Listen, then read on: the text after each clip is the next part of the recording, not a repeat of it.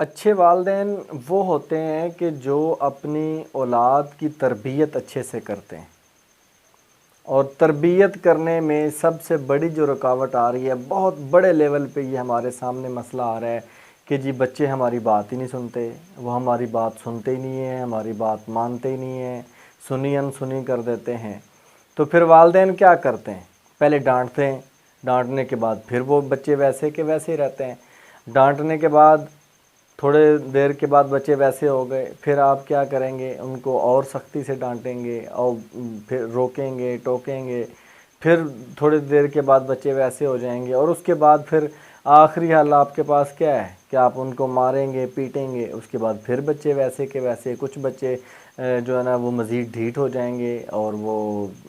زیادہ خراب کریں گے، تنگ کریں گے۔ کچھ والدین کام شروع ہی مار سے کرتے ہیں۔ تو یہ آپ اپنا بچپنا بھی دیکھیں، آپ کے ساتھ کیا ہوتا تھا، اور آپ کیا ایسے روکنے سے، منع کرنے سے کیا آپ رک جاتے تھے؟ کیا آپ مار پٹائی سے جو ہے نا ٹھیک ہو جاتے تھے؟ اس کو دیکھیں، آج کو دیکھیں، اس وقت کی ٹیکنالوجی کو دیکھیں، آج کی ٹیکنالوجی کو دیکھیں، ساری چیزیں سامنے رکھیں اور پھر فیصلہ کریں۔ اور سب سے پہلے تو بچوں کے بارے میں آپ کو سمجھنے کی ضرورت ہے کہ اگر بچہ آپ کی بات نہیں مان رہا تو اس میں بچے کا قصور کتنا ہے۔ سب سے پہلے میں آپ کے سامنے یہ ایک چیز رکھتا ہوں کہ آپ اگر اپنا گھر بنا رہے ہیں، گھر تیار کر رہے ہیں، اور آپ نے بڑا اچھا نقشہ بنوایا تھا، اس نقشے کے مطابق گھر تیار ہو گیا اور ابھی لاسٹ سٹیجز چل رہی ہیں کہ آپ انٹیریئر ڈیزائننگ کروا رہے ہیں اس کے اندر، اور بڑا زبردست آپ کلر میچنگ اور بڑا زبردست اسکیم آپ نے چنی ہوئی ہے، اس کے اوپر آپ کام کر رہے ہیں۔ تو ایک آپ کا جو ڈرائنگ روم ہے اس کی دیواروں کے اوپر آپ نے ایک کلر کیا ہوا ہے، اسی کلر کی میچنگ میں آپ پردے بنا رہے ہیں اور صوفے بنا رہے ہیں، کارپیٹ لا رہے ہیں۔ وہاں پہ اگر آپ جب چیزیں یہ کر رہے ہیں تو آپ کے گھر میں کام کرنے والی کوئی جو خاتون ہے یا کام کرنے والا جو بندہ ہے، جس کو کام والی یا کام والا کہتے ہیں، اور اس سے آگے بڑھنے سے پہلے یہ بڑی زبردست بات کہ کام والی اور کام والا، دیکھیں نام ان کا ہم نے کتنا اچھا رکھا ہوا ہے، کام والا، کام والی، یعنی وہ بڑے کام کے ہوتے ہیں، لیکن اکثر ہم ان کی باتوں کو اگنور کر دیتے ہیں کہ یہ کسی کام کی باتیں نہیں ہو سکتی۔ تو خیر آگے اپنے موضوع کی طرف آتے ہیں۔ تو اگر وہ آپ کو مشورہ دے دے کہ آپ نے سر یہ جو پردے بنائے ہیں نا، یہ اگر اس کلر کے نہ ہوں، یہ دوسرے کلر کے بنا لیں تو میچنگ اور بڑی زبردست ہو جائے گی، یا وہ صوفے کے کلر میں کوئی آپ کو مشورہ دے دے، یا کسی بھی یعنی کہ جو آپ نے ڈیزائن بنایا ہے، آپ نے انٹیریئر کا سیٹ کیا، اس میں وہ آپ کو مشورہ دے دے، تو بڑی زبردست طریقے سے آپ اس کو جواب دیں گے کہ نہیں آپ کو کیا پتہ ہے، یعنی کہ ریجیکٹ کر دیں گے اسے، اور بڑی سختی سے بھلے ڈانٹیں گے بھی کہ آپ کو کیا پتہ، آپ اپنے کام سے کام رکھیں، آپ کو کوئی علم نہیں ہے انٹیریئر کا، کوئی سینس نہیں ہے، آپ اس کی بات نہیں سنیں گے، آپ اس کی بات نہیں مانیں گے، کیونکہ کہیں نہ کہیں آپ کے ذہن میں یہ چیز بیٹھی ہوئی ہے کہ یہ اس بندے کا کام نہیں ہے، اس بندے کو پتہ نہیں ہے۔ تو جب یہ آپ کے ذہن میں بات بیٹھ چکی ہے، اس کے بارے میں آپ کے لاشعور میں بیٹھ چکی ہے کہ وہ بندہ کسی اس کام کا نہیں ہے، اس کو اس چیز کے بارے میں پتہ نہیں ہے، تو کبھی بھی آپ اس کی بات نہیں سنیں گے۔ اس کے برعکس اگر جو انٹیریئر ڈیزائننگ کرنے والا بندہ ہے، جس سے آپ نے سارا مٹیریل پرچیز کیا ہے یا جو ڈیزائننگ کر رہا ہے، جس کا پروفیشن یہی ہے، وہ آپ کو اگر مشورہ دے کہ سر یہ جو آپ نے سیٹنگ جو کی ہے اس میں سے یہ کلر ہٹا دیں، یہ کلر ایڈ کر لیں اور اس طرح سے کر لیں تو بڑا زبردست نظام بن جائے گا، تو آپ لوگ ہنسی خوشی اس کی بات کو قبول کر لیں گے۔ اس کی وجہ یہ ہوگی کہ آپ کے ذہن میں یہ چیز ہے کہ یہ بندے کا پروفیشن ہی یہی ہے اور یہ بہترین چیز ہمیں بتا رہا ہے، اگر ہم اس کی بات کو سن لیں گے تو ہمیں جو خوبصورت ہم اپنے ڈرائنگ روم کو بنانا چاہ رہے ہیں وہ پہلے سے زیادہ خوبصورت ہو جائے گا، کیونکہ اس کا مشورہ کارآمد ہے، اس کا کام ہی یہی ہے۔ تو آپ اس کی بات پہ عمل کر لیں گے۔ اس سارے قصے کو، اس ساری کہانی کو آپ اپنی فیملی کے اوپر لاگو کریں۔ آپ کے بچے کے سامنے آپ کی کیا حیثیت ہے، کیا ویلیو ہے، وہ کہیں نہ کہیں کیا وہ اپنے لاشعور میں یہ تو نہیں بٹھا چکا کہ میرے والدین کو پتہ ہی کچھ نہیں ہے، ان کو آتا ہی کچھ نہیں ہے۔ یہ آپ کے اوپر ہے، آپ نے تحقیق کرنی ہے، میں نے نہیں کرنی، یہ ہر انسان نے، ہر والدین نے، پیرنٹس نے یہ خود تحقیق کرنی ہے کہ ان کے بچے جو ہیں کہیں اپنے لاشعور میں سب کانشیس مائنڈ میں یہ چیز فیڈ تو نہیں کر چکے کہ ان کے والدین کو پتہ ہی کچھ نہیں ہے، ہم ان سے زیادہ جانتے ہیں۔ ابھی آپ اگر موبائل کی بات کر لیں، موبائل اگر گھر میں ہے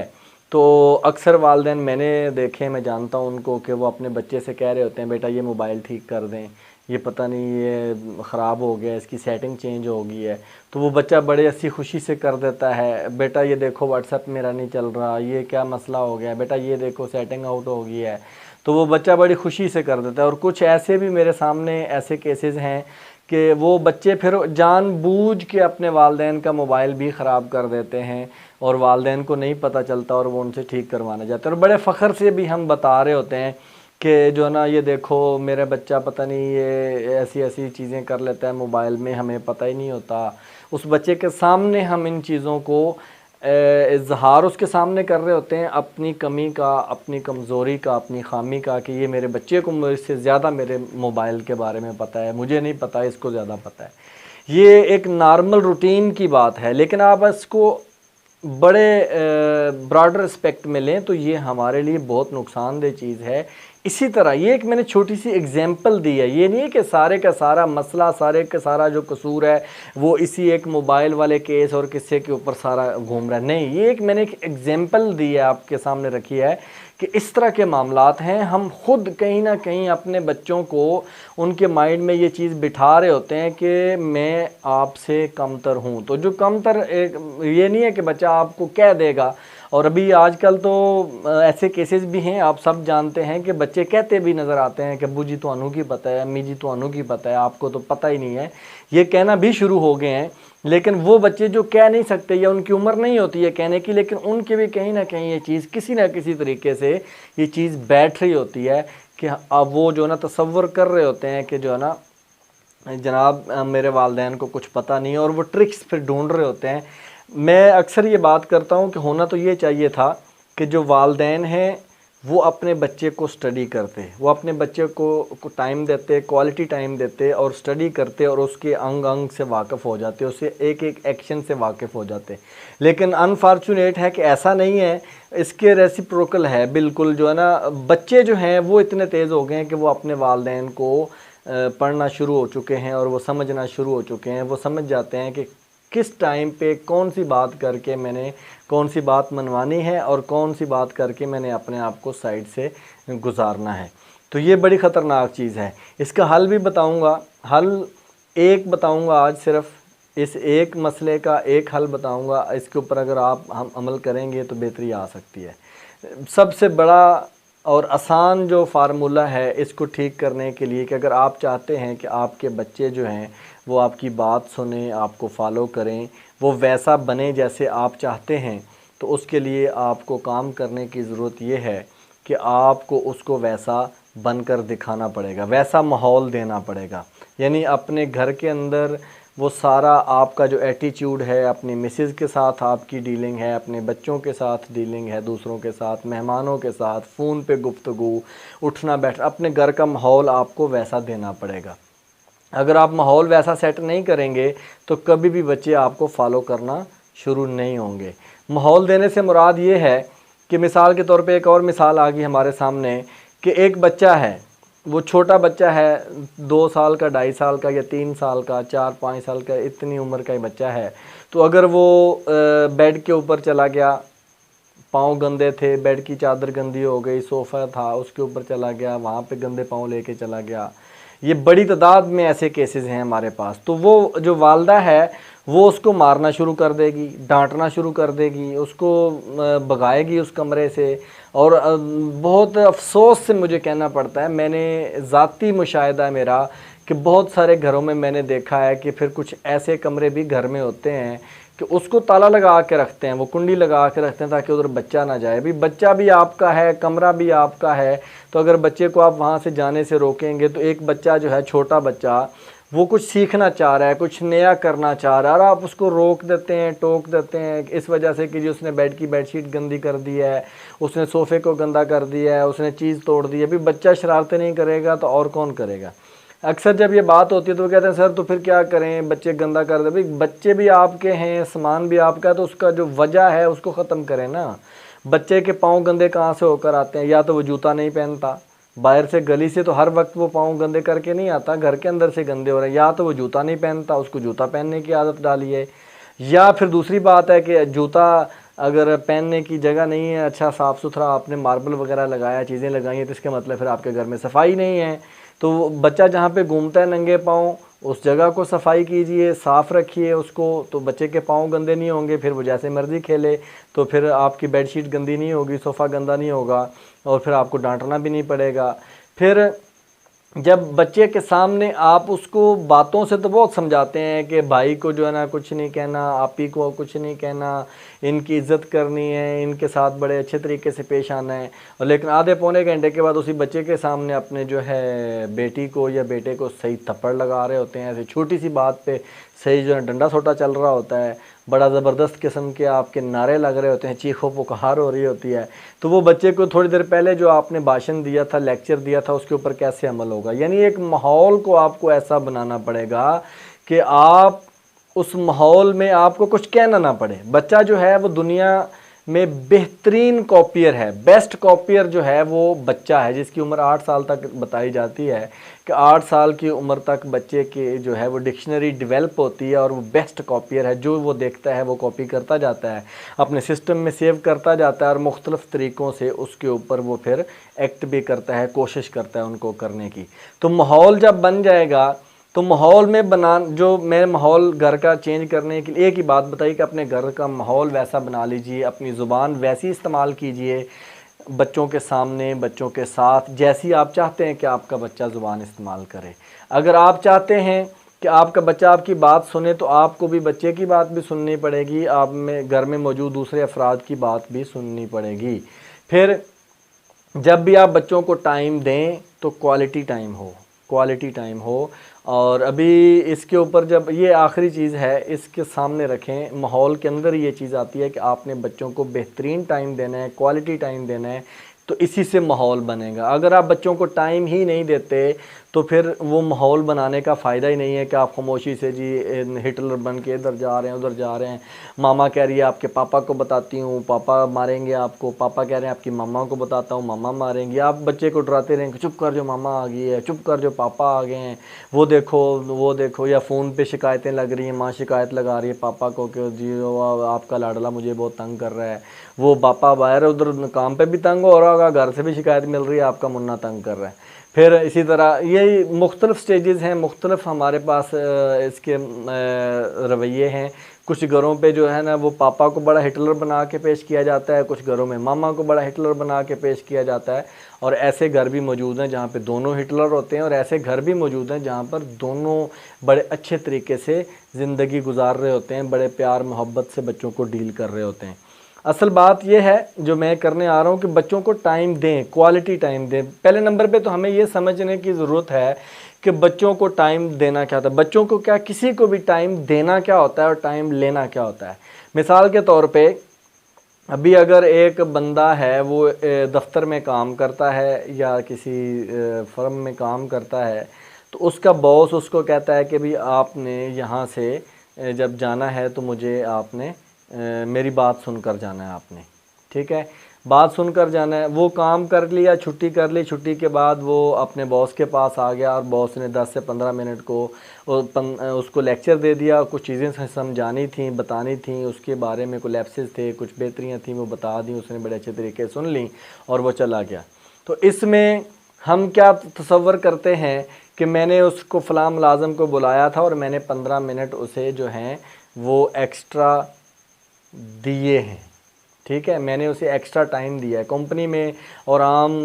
روزمرہ کی زندگی میں یہی تصور ہوتا ہے کہ یہ باس اور یہ مینیجر بڑا اچھا ہے کہ اس نے ڈیوٹی کے بعد بھی 10 منٹ 15 منٹ جو ہیں اس بندے کو دیے ہیں، لیکن ایسا نہیں ہے، یہ آپ الٹا سوچ رہے ہیں، اسی وجہ سے ہمارے معاملات خراب ہیں۔ وہ جو ٹائم اس نے دیا نہیں ہے، اس نے ٹائم لیا ہے اس بندے کا جس کو روکا تھا 15 منٹ کے لیے، کیونکہ اس نے بات سنی ہے، اس نے بات سنی ہے، آپ نے بات بتائی، آپ نے اس کا ٹائم لیا ہے اور اس کو آپ نے کچھ سمجھایا ہے۔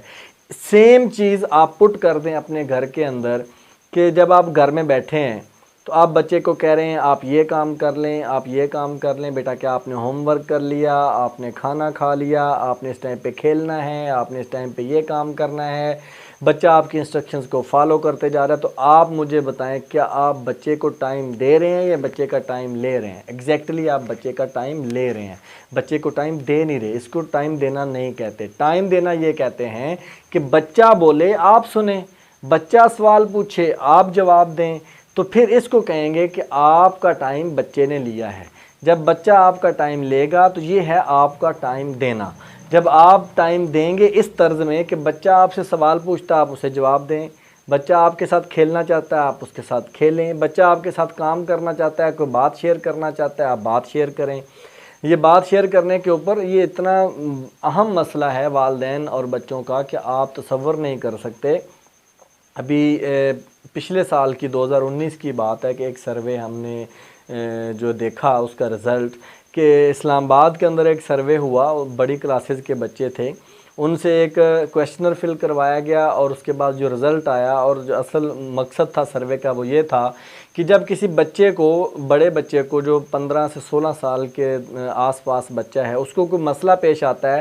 تو وہ سب سے بڑھ کر اعتماد، اندھا اعتماد کس کے اوپر کرتے ہوئے وہ مسئلہ شیئر کرتا ہے کہ یار اس مسئلہ شیئر کروں گا تو کچھ من ہلکا ہوگا اور یہ مسئلہ بھی حل ہو سکتا ہے۔ تو ان بچوں کو یہ کویسچن دیا گیا، اس میں ان کو آپشن دی گئی کہ 5 نام لکھنے ہیں آنکھیں بند کر کے جن کے اوپر آپ اعتماد کر سکتے ہیں اور جن کی پرائرٹی لسٹ ہو سکتی ہے، وہ کوئی بھی ہو سکتے ہیں، امی ابو بہن بھائی رشتہ دار دوست احباب۔ تو میکسیمم بچوں نے شروع والی پرائرٹی لسٹ میں اپنے دوستوں کے نام لکھے، کہیں بھائی بھی شامل ہوئے، لیکن امی ابو کا نام ہمیں پہلے نمبر پہ تو کہیں پہ بھی نظر نہیں آیا، اور اگر کہیں نظر آیا بھی تو وہ لاسٹ والی لائنوں میں نظر آیا۔ تو یہ بچوں کی دوری ہو گئی اپنے والدین سے کہ اگر وہ سمجھتے ہیں کہ اگر میرے ساتھ کوئی مسئلہ ہو گیا،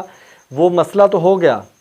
ابھی یہ دوسرا مسئلہ ہو جائے گا ان کے لیے اگر ان کے والدین کو پتہ چل گیا، کیونکہ ان سے غلطی تو ہو گئی، ان سے مسئلہ ہو گیا تو وہ تو پھنس گئے، اس میں پریشانی ہو گئی ان کے لیے کہ کیسے حل کریں، لیکن وہ ایک نئی پریشانی سمجھ لیتے ہیں اور بن جاتی ہے کہ ان کے والدین کو پتہ چلے گا تو وہ اس سے کیسے نکلیں گے۔ تو یہ بھی ایک والدین کو جو ٹائم نہیں دیتے نا، اسی وجہ سے بچوں کو ٹائم دینا۔ پہلے نمبر پہ میں نے سمجھایا کہ بچے کو ٹائم دینا کہتے کس کو ہے، ٹائم دینا۔ پھر کوالٹی ٹائم ہونا چاہیے،